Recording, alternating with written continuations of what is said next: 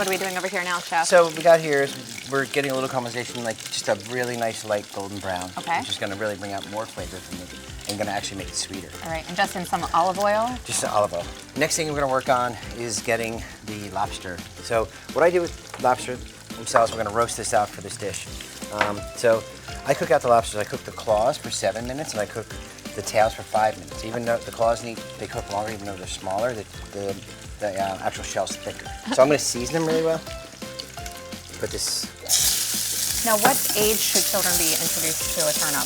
Probably any time after about 6 months of age would be fine. Breast milk formula is all you need for the first 6 months. Okay. Now, as he showed you, the texture of the turnip is kind of like a potato. Like it's hard, and that would be a choking risk for an infant. But if the finished product is more of a puree that's soft down, and if you're cooking this for yourself, and because you're making this meal, just take a little bit, run it through the blender, and then you can feed that to a spoon to your infant.